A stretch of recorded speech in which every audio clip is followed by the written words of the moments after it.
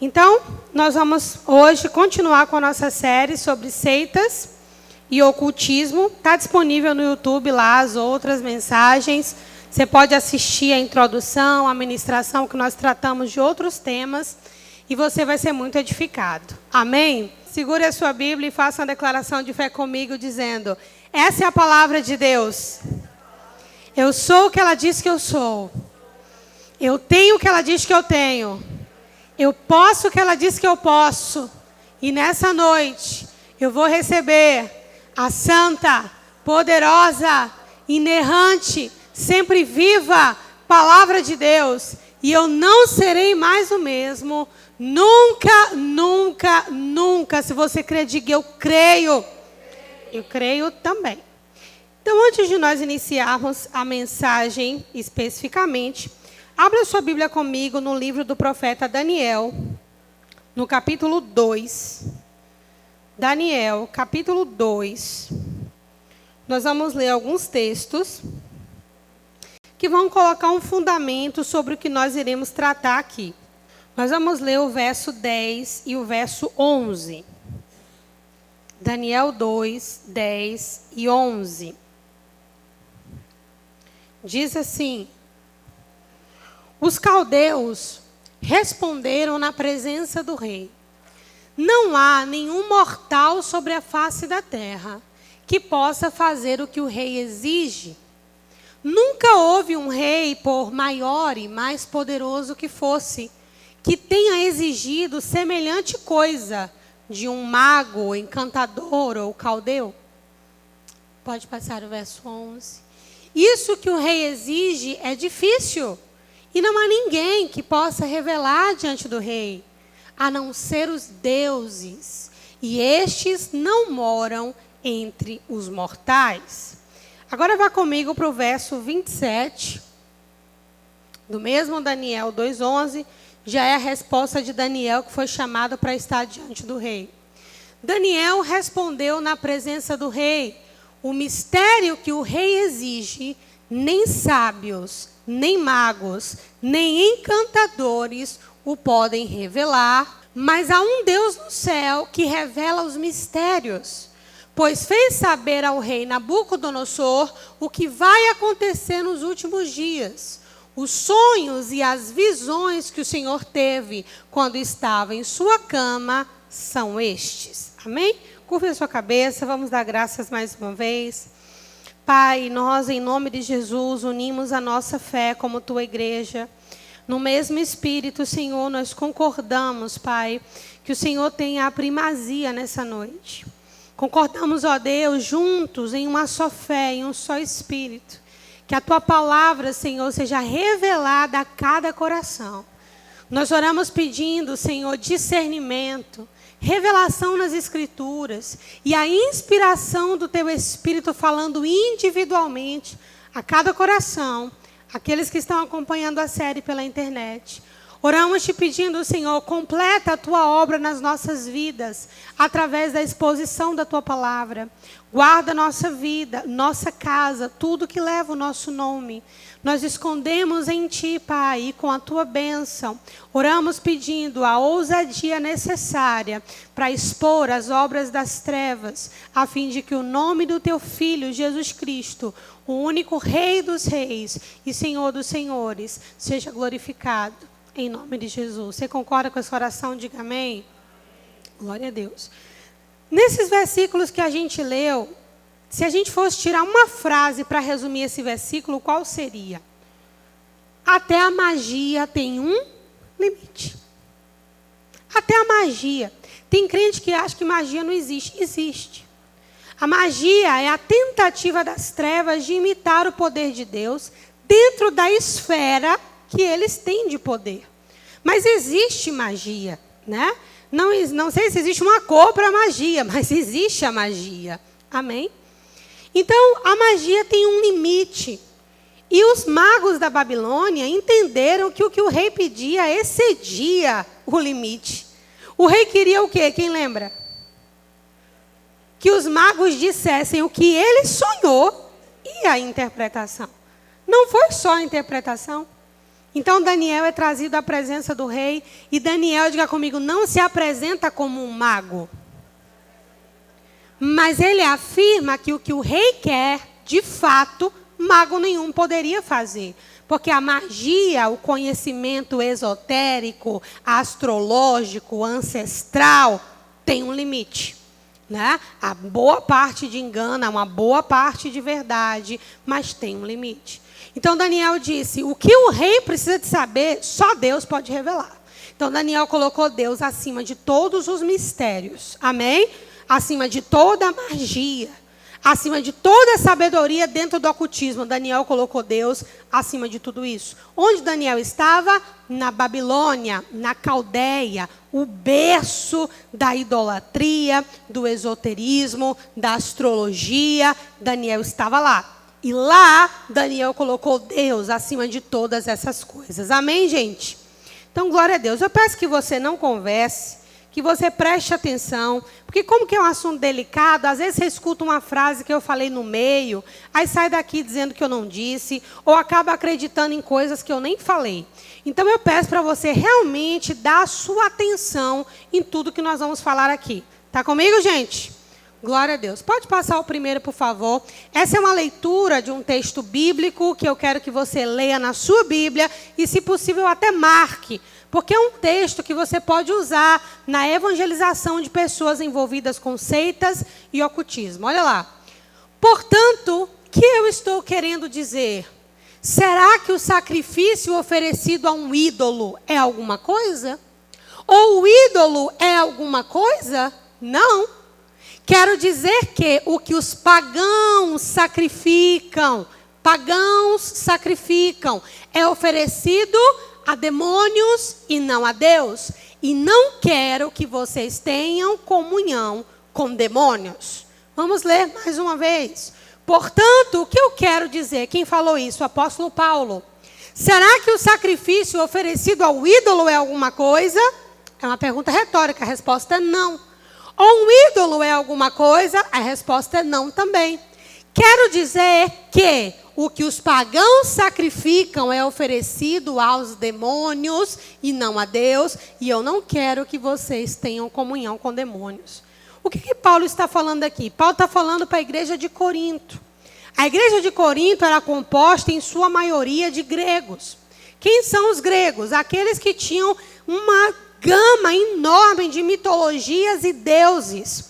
Então, era um grupo de pessoas familiarizado a sacrifícios pagãos, a crenças pagãs. Era uma mentalidade muito moldada dentro da mitologia grega. Então, Paulo está falando claramente, com todas as letras para eles. Olha, o que os pagãos oferecem, eles oferecem a demônios.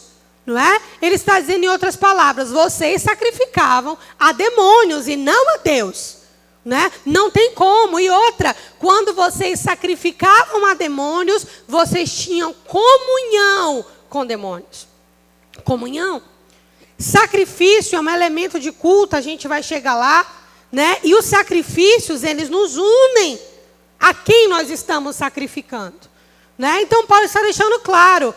Esses sacrifícios, pastores, que as pessoas colocam nas encruzilhadas, que as pessoas colocam nas cachoeiras, que as pessoas colocam em um lugar, em outro lugar, ou fazem em ambientes fechados. Para onde vai tudo isso? Alguém que diz, isso não é nada. É sim. É sim. Não é nada. É sim. A questão é, Deus não está envolvido nisso. E se Deus não está, demônios ocupam as lacunas que Deus não ocupa. Você está comigo? A gente não pode desprezar o mundo das trevas. Isso não significa que você tem que superpotencializar. Mas há um ambiente de segurança. Amém? Há poder no mundo das trevas, sim. E não é pouco, não. E pode afetar crente, sim. Pode afetar crente, sim. E daqui para o final da mensagem ou da série você vai entender isso. Claro que isso não é uma coisa aberta. Há limites dentro disso aí. Que não dá para explicar tudo agora, que é só uma introdução. Mas não despreze o mundo espiritual das trevas como se não fosse nada, porque é um reino muito organizado, que age com base em leis e só vai até onde Deus permite. Você está comigo? Então, se eles estão fazendo sacrifícios e não é Deus que está recebendo, tem alguém recebendo. Quem são esse alguém que está recebendo, segundo Paulo? Os demônios. Demônios recebem sacrifícios. Agora, Paulo está usando figuras aqui, né, sobre o sacrifício e rituais de culto, que isso saiu de algum lugar. Quem foi que estabeleceu o sacrifício como parte da adoração? Deus. Quem foi que estabeleceu o sacrifício de animais por um determinado momento, visando um determinado propósito? Deus. Mas antes disso tudo acontecer, diga comigo, houve um tempo que não existia culto. Que tempo era esse que não existia culto? No Éden, a adoração não era ritualística. Os rituais, eles vêm para apontar algo. Os rituais, tudo que Deus estabeleceu no Antigo Testamento, sejam as festas, sejam o sacrifício de animais, os rituais do templo, do tabernáculo, a vestidura dos sacerdotes, as hierarquias, a música, tudo que Deus fez no Antigo Testamento, da queda de Adão e Eva para frente, foi até Jesus. Foi até Jesus em que sentido, pastora? Porque Jesus é a profecia revelada de tudo isso que foi profetizado desde a queda do homem. Então o cordeiro representava quem? Representava Cristo. Você está comigo? Cada etapa do tabernáculo representava esse acesso, esse retorno à comunhão que foi perdida no Éden. Então, uma vez que Cristo é essa profecia cumprida, esses elementos perdem a necessidade de existir. Eu até expliquei já para vocês aqui, os únicos elementos da igreja cristã protestante são os elementos da ceia, porque é a única profecia que não se cumpriu ainda. Qual que é ela? Quando vocês comem do pão e participam do cálice, vocês trazem à memória a morte do Senhor até que Ele venha. Então, Jesus não voltou ainda, vamos cear até quando? Até Jesus voltar. Então, os elementos, eles têm uma responsabilidade de apontar para Cristo. Uma vez que Cristo se manifestou, a Arca da Aliança já perdeu o sentido. Eu não posso ter num púlpito aqui uma Arca da Aliança, ou eu estar vestido de sacerdote e botar os ministros da igreja para seguir os dogmas do levirato. Não faz sentido, porque tudo aquilo apontava para a perfeição de uma aliança que viria em Jesus. Vocês estão comigo até aqui? Mas houve um tempo que culto não existia. Não tinha música, não tinha instrumentos, não tinha nada. Mas ainda assim, se o homem foi criado para o louvor da glória de Deus, e havia perfeição e plenitude no Éden, essa adoração acontecia. Amém? Como? Diga comigo, relacionamento. Amém? Adão e Eva se relacionando com Deus, não tinha necessidade de um sacrifício, de uma hora marcada do culto, de trombeta para aquilo, de uma roupa específica para aquilo, porque havia uma comunhão plena com Deus. Os ritos vieram depois da queda e foi Deus quem os estabeleceu. O primeiro deles, qual que foi? Quando Adão e Eva pecaram e se esconderam do Senhor, eles fizeram roupa de folhas. Não foi? E o que foi que Deus fez? Deus matou um animal, colocou as roupas sobre Adão e Eva. O que Deus estava anunciando com aquilo ali? A besteira que o homem havia feito não cabia ao homem resolver. Era Deus que providenciaria como aquilo seria resolvido. Entende? O papel do homem seria receber aquelas vestes sacrificiais. Mas não seria algo tão fácil como Adão e Eva sugerem arrancando as folhas das árvores. Vocês estão comigo?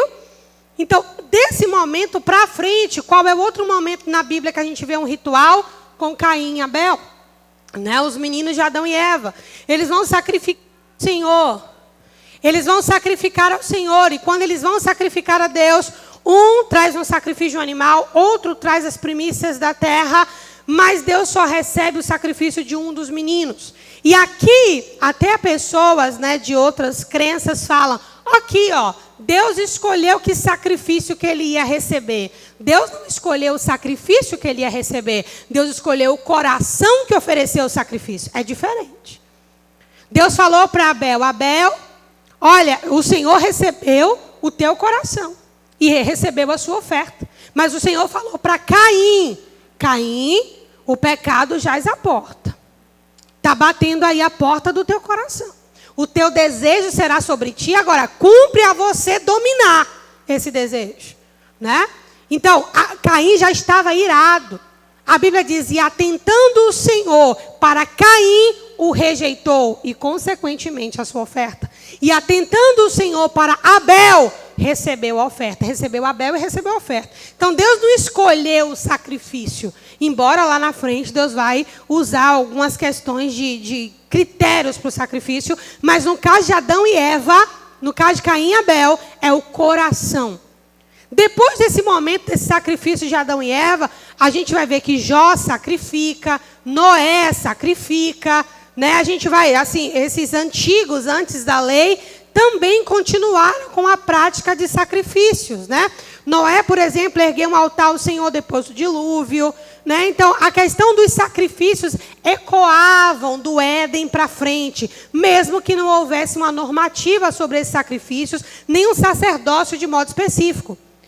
Nós precisamos lembrar que a África, ela é o berço cultural da humanidade e o próprio berço da humanidade. O homem saiu da África enquanto continente. Então, se a gente olhar para a Ubanda, para o Candomblé, para a Kibanda, se formos olhar para até, em certo sentido, para o islamismo, para as religiões orientais, todos esses terão traços de coisas que Deus estabeleceu para adoração. Por quê? Porque saiu tudo do mesmo lugar. Lá na Torre de Babel, os idiomas foram confundidos e eles se espalharam, né? Eles se espalharam sobre a terra, cruzaram os continentes, povoaram outros continentes e por aí vai. Mas aquele traço da adoração estava lá. E o que ficou? Ficou o sangue. O sangue como uma maneira de acessar o mundo espiritual, né? Mas não foi isso que Deus estava propondo. Então, eu quero até abrir um parêntese aqui para falar um pouco sobre a Cabalá judaica. O que é a Cabalá judaica? Eles dizem que é a Torá oral. Mas não é a Torá oral. Porque a Torá é o conjunto dos 5 livros da Bíblia, escrito por Moisés, né? Gênesis, Êxodo, Levítico, Números e Deuteronômios. O que eles dizem? Olha, antes de Moisés escrever os 5 livros, né, da lei, a Torá era passada de maneira oral, é o que nós chamamos de tradição oral. E eles tratam a Cabalá como se aquilo fosse, assim, a revelação de Deus. E não era. Não era por quê? Porque o homem estava caído espiritualmente, então ele não podia se relacionar com Deus em espírito e em verdade. O homem tinha, sim, uma percepção espiritual muito aguçada. Por que o homem tinha uma percepção espiritual muito aguçada? Porque ele estava se distanciando aos poucos daquele ambiente onde ele vivenciou experiências com Deus, como o caso a gente tem da descendência de Adão até Sete, de Sete para frente até Noé. Então foram homens que viveram muitos anos e muitos anos com Deus. A linhagem de Sete foi uma linhagem de muita sabedoria. Os oráculos de Deus foram revelados a esses homens. Mas a esses homens, o que saiu da boca desses homens, que passou para outra geração, que passou para outra geração, que passou para outra geração, já não é mais o que Deus revelou a esses homens. Vocês estão entendendo o que eu estou falando? Agora, na lei de Moisés, Deus criou uma normativa e só revelou, diga comigo, o necessário. Amém? O necessário. Então, o que acontece? No judaísmo, por exemplo, a Cabalá é um negócio assim de outro mundo. Eu estudei um pouco e é uma proposta que envolve mistérios, conversa com anjos e uma série de coisas que quando você vai acompanhar, principalmente o Novo Testamento, que eles rejeitam, que são falas de Jesus muito contundentes, né, não se sustenta. Por exemplo, a questão de falar com os anjos, né, de culto aos anjos e falar com os anjos. Isso é terminantemente proibido. Não se faz culto a anjos. Né? Quando Paulo pregou lá em Atos, se não me engano no capítulo 9, que eles lançavam os seus livros de magia e queimavam publicamente, que livros eram esses? Eram livros que continham elementos de magia passados de geração em geração. E funcionava, pastora? Funcionava. Porque do jeito que se nós dermos espaço para o Espírito de Deus trabalhar, Deus trabalha. No ocultismo, se der espaço para o diabo trabalhar, o diabo trabalha também. E nem tudo é ilusionismo não, tá? Nem tudo é ilusionismo. Crente precisa aprender a provar os espíritos e ser menos assim, impressionável com coisas que a Bíblia já trata disso com tranquilidade e naturalidade. Amém? Então houve um tempo que não havia culto, era lá com Adão e Eva. De Adão e Eva para frente, isso não foi normatizado. A gente vê que Jó adorava a Deus do jeito dele. Melquisedeque é um sacerdote que aparece do nada aqui em Abraão, paga dízimo, mas ninguém sabe de onde ele veio, para onde ele foi. A gente vê Jó se comportando como sacerdote entre os seus amigos. Os amigos de Jó falando sobre anciãos da terra de sabedoria.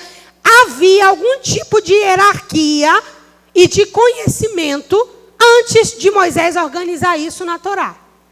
E é um negócio absurdo, é muito tempo, são milênios, né? E está muito envolvido com a degradação moral do homem. O homem degradou moralmente muito rápido. Veja que nos dias de Noé, o homem foi tão corrupto que Deus não deu conta.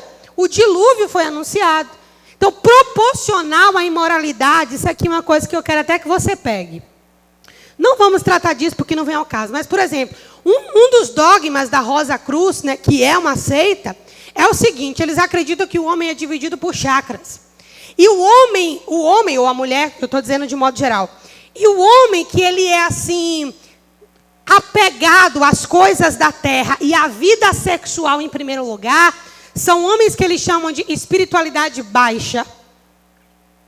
E se você não controla essa espiritualidade, que é a relação sexual, os desejos sexuais desenfreados e o consumo por dinheiro, poder, fama, essa questão do ego, é como se você não ativasse os chakras superiores, só ativasse os chakras baixos. São pessoas com espiritualidade baixa. É por isso que você que é crente vai chegar em alguns lugares e se você encontrar... Eu já tive essa experiência de encontrar com alguém de dentro do espiritismo. Eu não chego dizendo que eu sou pastora, né? Eu chego, bom dia, boa tarde. Só me revelo no final, se perguntaram, se me conhecerem de algum lugar. Mas eu não chego com o título. E eu cheguei em algum lugar e alguém falou assim: essa mulher aqui é um ser de luz. Eu falei assim para ele: é Jesus em mim. Mas o que foi que aquele homem percebeu? Ele do alto escalão do espiritismo e eu do evangelho. O que foi que ele percebeu? Ele percebeu, por causa do discernimento do mundo espiritual, o que eles acreditam que são chakras superiores, elevados. O mundo espiritual, ele percebe quem tem essa espiritualidade baixa, que é o que a Bíblia chama de carnalidade, na linguagem do apóstolo Paulo, e quem já está desprendido daqui. Aí ele vai dizer, se eu não tivesse o conhecimento que eu tenho hoje, que eu teria o quê? Um alto potencial para mediunidade. Está comigo? Estão entendendo o que eu estou falando? Então, presta atenção.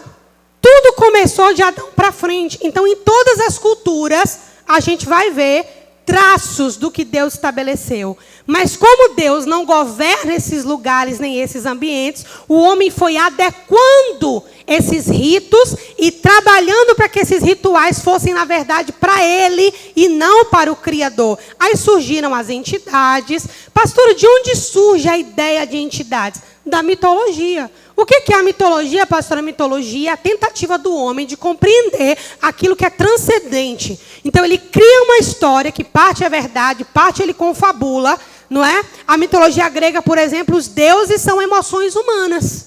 É a tentativa do homem que está desconectado da vida de Deus, que está morto espiritualmente, mas ele tem fragmentos do mundo espiritual dentro dele ainda. Então, por isso que o ser humano tem esse desejo por aquilo que é oculto, por aquilo que é fechado, por aquilo que não é revelado. Isso não é o diabo, não. Isso são fragmentos dentro de mim, dentro de você. Mas uma vez que Cristo se revela a nós, irmãos, é fato. Você não tem necessidade de algumas respostas mais. Cristo pode se... E olha que vocês estão falando com alguém que gosta de estudar. Mas quando você tem Cristo como fundamento, tudo aquilo que eu leio, eu falo, mas errou aqui, mas aqui está errado, isso aqui está errado. Isso aqui se aniquila aqui na frente. Esse tipo de filosofia não se sustenta aqui. Por quê? Porque você já está com Cristo, que é a substância de todas as coisas. Está entendendo o que eu estou dizendo? Então você não se impressiona. Você não se impressiona se alguém levita. Você não se impressiona se alguém ressuscita. Você não se impressiona com essas coisas. Por quê? Porque você sabe que qualquer lugar onde Cristo não for o fundamento, se trata de um prédio que vai desmoronar. Não está completo. Está comigo, gente? E o diabo sabe enganar o ser humano, tá? Então, pode passar, por favor. Desde a antiguidade, Deus estabeleceu elementos de culto e sacrifício. Todos eles apontavam para o perfeito sacrifício que é Cristo, mas em si mesmos não têm poder ou valor algum. É por isso que Paulo fala sobre a comida sacrificada aos ídolos. Paulo orienta que não coma. Depois ele diz, todas as coisas são santificadas pela oração e pela palavra. Por que primeiro ele diz não coma e depois ele diz que todas as coisas são santificadas pela oração e pela palavra? Porque isso aqui faz parte isso aqui faz parte do próprio crescimento espiritual do apóstolo Paulo e da revelação de Deus para ele. É claro que eu não devo comer comidas consagradas dentro do ambiente ritualístico que aquilo propõe, porque tudo aquilo que é consagrado, põe isso na sua cabeça, tudo que é consagrado é uma ponte de acesso, é uma porta de acesso ao mundo espiritual. Para que eu vou comer uma comida consagrada? Tem um restaurante em Salvador que eu sempre gostava de ir. Eu dava aula em Salvador na aba, uma vez por mês eu estava lá. Né? E os meus próprios alunos me levavam nesse restaurante. Para mim, uma das melhores moquecas de Salvador. Até que um determinado dia, depois de ter ido lá milhões de vezes, eu vi qual que era a fé daquele restaurante. E eu decidi não ir mais no tal restaurante. Agora, eu poderia orar e comer? Poderia. Mas eu não quis fazer isso. Paulo diz, aquele era o único restaurante de Salvador. Será que não tinha outro restaurante de Salvador que eu pudesse comer uma boa moqueca? Então, existem os super crentes, né? Os super crentes que desprezam o mundo espiritual, se acham assim muito crentes, né? E esse não é o caminho, gente. Esse não é o caminho. Então, esses elementos de culto, quais foram? Pode passar, por gentileza. Pelo menos 3. A gente tem sangue, música e hierarquia sacerdotal. Ele vai colocar aí para vocês. Sangue, música, que são os tambores ou qualquer outro ritmo. Perdão, e qualquer outro instrumento. E a hierarquia sacerdotal. Então, a gente vai achar música, hierarquia sacerdotal e sangue em praticamente 90% das religiões. Né? A menos aquelas religiões que são de cunho filosófico. Elas não têm sangue, mas elas vão ter a hierarquia sacerdotal e terão música. Né? Mesmo a música que é conhecida como músicas para relaxar, né? A música flauta tibetana e outros elementos musicais. Né? A África é conhecida como o berço da humanidade, também um berço religioso e cultural do nosso mundo. As religiões, de modo geral, de matriz africana, são ricas em rituais, práticas sobrenaturais e conhecimento ancestral, sendo, portanto, fortemente capazes de conectar o homem ao mundo espiritual, mas não ao reino da luz, segundo a Bíblia. Como assim, pastor? O ocultismo vai conectar o ser humano ao mundo espiritual? Vai. Não foi Paulo quem disse, a nossa luta não é contra a carne e com o sangue, mas contra o quê? Principados e potestades, dominadores desse século, nas regiões celestiais. Eles não podem conectar o homem a Deus, mas ele pode conectar o homem a anjos caídos de alto escalão que permeiam as regiões celestiais. Quais escalões são esses, pastora? Principados, potestades e dominadores. É o escalão do mundo espiritual, mas de anjos caídos. Então, as religiões de matriz africana, e não apenas elas, eu digo elas porque elas são o berço do espiritismo e de todas as outras, né? Então, elas têm essa capacidade de conectar o homem com aquilo que é transcendente. Mas não com Deus só um. E quem é ele? Jesus. O que Jesus disse? Eu sou o caminho, a verdade e a vida. E ninguém vem ao Pai, se não for por mim. Então, Jesus é o único caminho que conecta o homem a Deus. Agora, conhecimento ancestral, música é portal. Música é portal. Já falei isso aqui na igreja várias vezes, vou dizer de novo. Música é portal. O seu pregador predileto do YouTube pode pregar e dizer o contrário, mas lá na eternidade eu vou olhar para você e vou dizer, não lhe disse? Não é porque tem coisas que não dá para provar aqui. As pessoas dizem, todos os ritmos foram criados por Deus porque Satanás não tem poder criativo. Quem disse isso? Onde está escrito que Satanás não tem poder criativo? Em que lugar isso está escrito? Lugar nenhum. Isso é uma dedução que as pessoas reproduzem, e não tem fundamento bíblico nenhum. Satanás tem poder criativo, sim. Ele não tem poder criativo para criar do nada, mas ele cria a partir do que Deus criou. E se tratando de ritmos, ele tem poder para criar ritmo, sim. Porque ritmo é som, e som é frequência. Nós somos 70% água, meus irmãos. Nós reagimos ao som. Está comigo? Isso é física. Nós reagimos ao som. A depender do que o inimigo quiser fomentar em uma geração, ele vai desenhar um ritmo que promova sensações e ative regiões do ser humano por causa do som. Então não tem esse negócio de que todos os ritmos foi Deus que criou. Não tem nenhum lugar na Bíblia dizendo que Deus criou ritmo. Na Bíblia diz que Deus criou a música. Ponto. As notas musicais. Está comigo? Cadê Lucas para confirmar? Meu filho, música e ritmo são a mesma coisa? Dê um grito daí. Pronto, obrigado. Não. Ritmo é aquilo que eu faço com a minha música. Então Deus não é o criador de todos os ritmos. Amém? Amém? Não creia você ou não, é assim. Creia você ou não, é assim. Por que você acha que um determinado ritmo é tocado num terreiro? Por que você acha que um determinado som é tocado com os monges? Um determinado tipo de música, de frequência, são específicos. Por quê? Para promover no homem a sensação perfeita, para que o diabo acesse. Música é portal. Amém?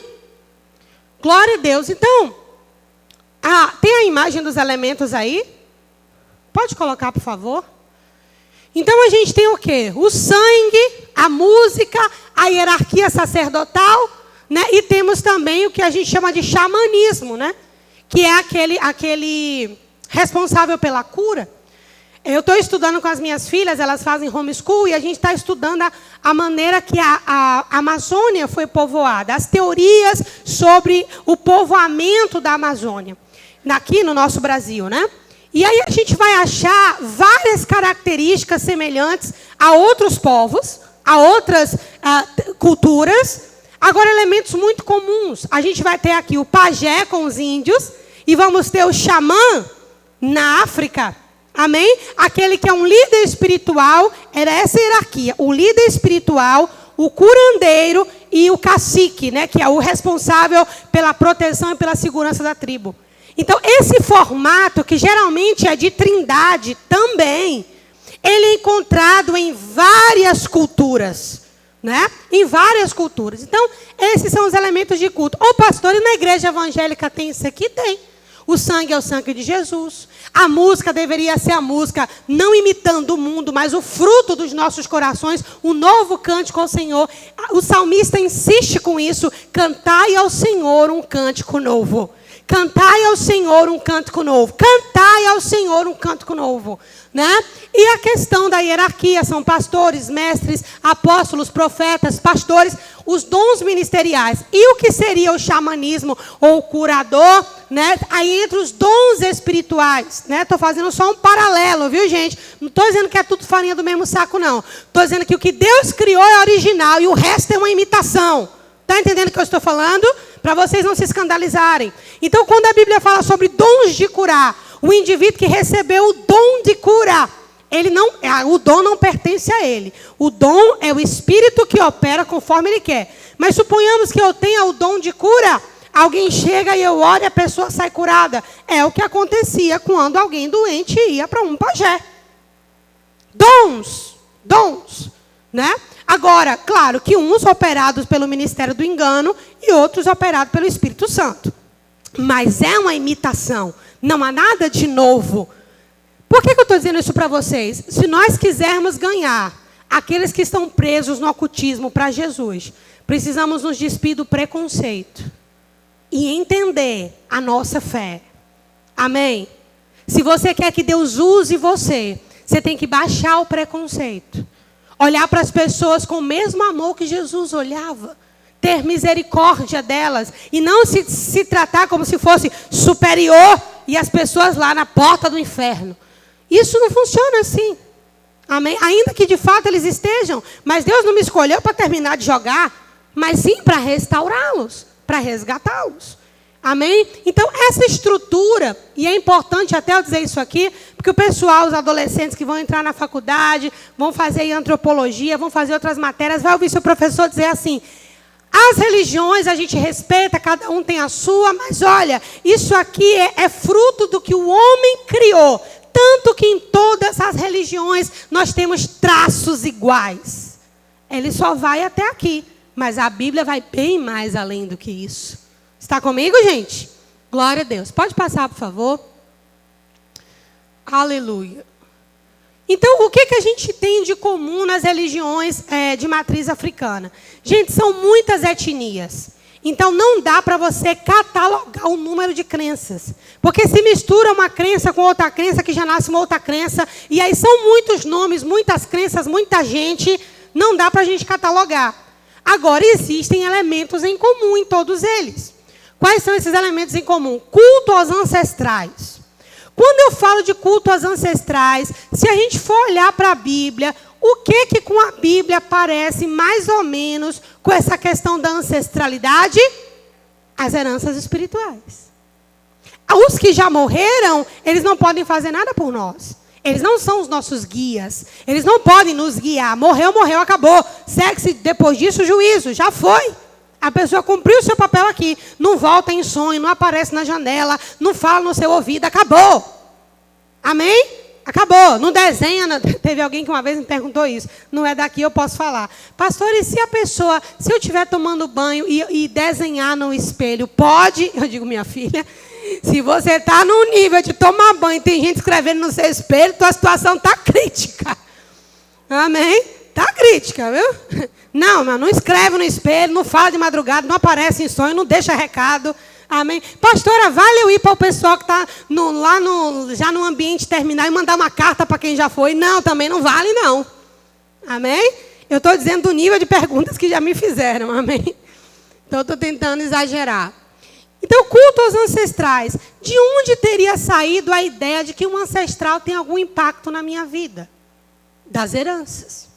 Hoje eu falei lá no devocional com o pessoal das 5 da manhã, que quando Cã descobre a nudez do seu pai, né, ele conta para os irmãos, debocha, é leviano. Jafé e Sem pegam lá uma manta de costa, cobre Noé, com todo cuidado. Quando Noé acorda e sabe do que Cã fez, qual que é a maldição de Noé? Maldito seja Canaã. Quem é Canaã na fila do pão? O filho de Cã. E de onde Noé tirou esse conhecimento? Ancestralidade. Cultura. Passar de geração em geração. Maldito seja Canaã. E ele abençoa Sem, abençoa Jafé. Os anos passam, você vai ver Deus levantar um homem chamado Abraão. Vai mandar Abraão ir para a terra de quem? De Canaã, que o povo já tinha se multiplicado, Jebuseus, Ferezeus, todos aqueles Zeus que você vê lá em Êxodo. E Deus disse para Abraão, Abraão, eu vou te dar essa terra todinha, a tua descendência. E vocês vão exterminar os cananeus. Herança espiritual. Né? E aqui não tem Moisés, não tem 10 mandamentos, não tem nada. Se você acredita em dízimo, que está antes da lei, você precisa acreditar em heranças espirituais antes da lei também, porque está tudo no mesmo pacote. Amém? Então, maldito seja Canaã. Então, quando a gente vai para esse culto aos ancestrais, o que a gente tem aqui de base? A ideia falsa de que os ancestrais podem fazer alguma coisa por mim. Mas, na verdade, a ideia não é essa.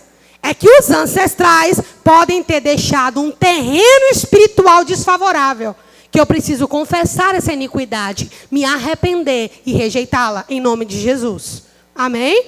Então, culto aos ancestrais. A gente vê isso lá na Moana, né? A gente vê isso lá no Rei Leão. E eu até falei aqui, quando lançar o Rei Leão, a história de Mufasa, acredite, a primeira pessoa na fila do Rio Mar que estará lá sou eu. Porque eu amo o Rei Leão. Amo aquele desenho. Irmãos, agora quando eu assisto com os meus filhos, eu explico que isso aqui não existe. Mufasa não volta para ajudar Simba. O macaco, o macumbeiro também não existe. Amém? Eu não os peço que os tire do mundo, mas os livre do mal. Amém? Agora, tem coisa que eu dou 3 gritos em água. Quando ele me aparece com as coisas de caveira, do negócio lá. Eu dou por quê? Imagens são ponto de contato. Amém? Amém?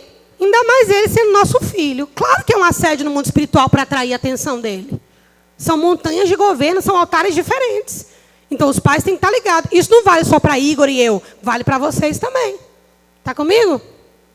Amém? Inclusive quando dá mesmo lançamento de Mufasa, é em dezembro, né? Uma outra característica, xamanismo, né? Uma outra coisa que os crentes ignoram e que o ocultismo, está muito à frente. O ocultismo já tinha, desde os primórdios, o entendimento de que algumas doenças podem ser de ordem espiritual. E essas doenças de ordem espiritual eram resolvidas com o xamã ou com o pajé. Inclusive o nome Quimbanda significa xamã, ou curador, ou aquele que contacta os espíritos, né? Então eles já tinham um entendimento de que haviam doenças que eram de ordem espiritual, né? Mas Jesus não falou sobre isso? Quando ele expulsou o demônio do menino que era surdo e mudo, o menino não falou? O menino não era surdo e mudo, era o demônio. Quando ele repreendeu o espírito na mulher encurvada, a mulher desencurvou, a mulher não era encurvada por ela mesma, era um espírito que estava encurvando ela. Então Jesus trouxe a realidade dos pecados espirituais e também das doenças espirituais. Está comigo? Quando ele diz, o homem que desejar uma mulher, no seu entendimento, né, só no seu entendimento, já cometeu adultério.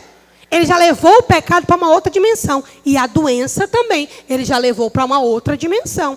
Então o xamanismo nada mais é do que o conhecimento, a capacidade dentro do ocultismo de discernir quando uma doença é de ordem espiritual ou não. Pastora, e tem discernimento no ocultismo? Tem. Os demônios têm uma rede de informação, né, full time. A notícia corre rápido. Então, se alguém disser a sua vida todinha e tudo, não fica assim, uau. E eu não digo só lá no terreiro, não. Eu digo dentro da igreja também, amém? Porque, às vezes, como eu já expliquei aqui, as pessoas, elas se convertem. Elas vêm para Jesus de todo o coração, mas elas não foram discipuladas. Então, elas estão ainda muito expostas ao mundo espiritual de onde elas vieram. E, às vezes, na melhor das intenções, mas ela acaba cedendo ao que nós chamamos de espírito de engano. Amém? Uma outra característica, o animismo, dá poder àquilo que não é vivo, né? Dei esse exemplo para vocês aqui na semana passada. Eu amo o mar. Para mim, na natureza, a coisa que mais representa Deus, que tem a capacidade de me acalmar, de me equilibrar. O mar é uma coisa que eu tenho uma conexão muito grande com o mar. O mar revela Deus para mim. E depois do mar, aqueles barulhos de trovão, sabe? Trovão, relâmpago, adoro aquilo, acho o máximo. Né? A natureza revela Deus, mas a natureza, diga comigo, não é Deus. A natureza é uma mensageira, amém? Mas a natureza não é Deus, né? E nem tudo que está na natureza é bom. A natureza geme com dores de parto porque o pecado afetou a natureza também. Nasceram espinhos e também, tem gente que fala assim, eu vi essa argumentação de um cara. Se Deus criou as ervas, qual o problema de você tomar um chá alucinógeno? Como se toda a erva que Deus criou se mantém no seu estado original. Não se mantém, não. Nada na natureza se mantém no seu estado original. No estado original, o leão apacenta com o cordeiro. No estado original, não há espinhos. Amém? Não é que está na natureza, foi Deus que fez assim. A natureza já foi adulterada. E lá em Romanos, Paulo diz que ela geme com dores como de parto, esperando as manifestações dos filhos de Deus.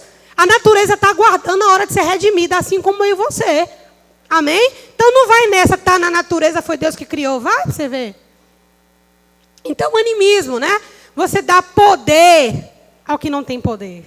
Então o Deus da tempestade, então o homem viu que determinadas épocas eram férteis, então ele vai lá e diz o Deus da fertilidade. E aí pega aquele entendimento de sacrifício e já oferece a uma época do ano, daqui a pouco aquela época do ano é transformada numa entidade. Foi assim, amém? Só que como Deus não está lá, quem ocupa esses espaços? Demônios. Estão comigo, gente? Gente, dá um glória a Deus bem alto aí, vá.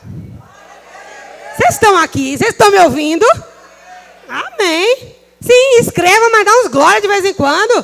Parece que eu estou pregando para as paredes. Então, além do animismo, a gente tem o quê? Culto a entidades ou orixás. Orixás no candomblé, entidades na Umbanda. E também o sacrifício de animais. A gente vê isso muito repetido nessas religiões, né? Agora, se a gente olhar para esse tronco aqui, sem preconceito, de onde saiu tudo isso? Do Éden pós-queda. E o homem foi adaptando na sua tentativa de se aproximar de Deus. Estão comigo? Pastora, olha, gente, não há nada novo sobre a terra. Gálatas diz o quê? Paulo escrevendo.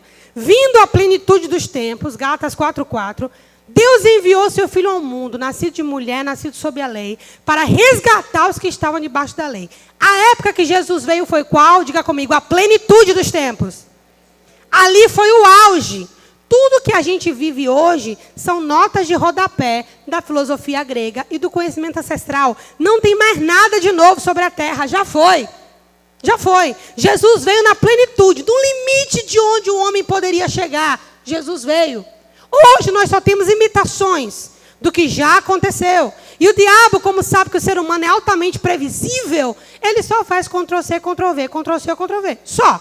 Copia e cola, copia e cola, copia e cola. É algo que já aconteceu. Mas essa mesma plenitude dos tempos, isso aqui é revelação. Essa mesma plenitude dos tempos que Jesus veio para salvar a sua igreja, salvar o seu povo e estabelecer a sua igreja, melhor dizendo, vai haver também uma plenitude dos tempos onde ele voltará para tirar a sua igreja da terra. E a gente está bem perto disso também. Amém? Então, quem são as entidades ou os orixás? Aí varia. Tanto podem ser forças da natureza, como ancestrais que, segundo eles, desencarnaram mas ainda estão ativos. Existem também, no caso da Quimbanda, né, a questão dos cultos aos Exus e às pombagiras, né? Os orixás é uma mistura, porque tem coisa da etnia Nagô e tem também os santos da Igreja Católica, né? Mas, basicamente, é esse mesmo tronco aí, tá? Pode passar, por favor. Nós já estamos terminando. Pastora, como que eu faço para mostrar para uma pessoa que está presa nesse lugar que nada disso mais é necessário? Mostra para ela que parte dessas coisas que ela acredita foi o próprio Deus que estabeleceu quando elas eram puras. Mas Jesus, na cruz, consumou isso. Então, não há mais necessidade. Eu falei para vocês aqui quando falamos sobre budismo, né? Você não pode evangelizar alguém se você não se colocar no lugar da pessoa. Você vai mostrar para aquela pessoa que você encontrou o que ela está procurando. Amém? E vai mostrar isso pela palavra, né? Então, olha só, Jesus cumpriu os ritos do Antigo Testamento. Nele tudo já convergiu. O único sangue reconciliador entre céu e terra é o sangue de Jesus. Abra sua Bíblia em Hebreus 9, verso 12. Hebreus 9, verso 12.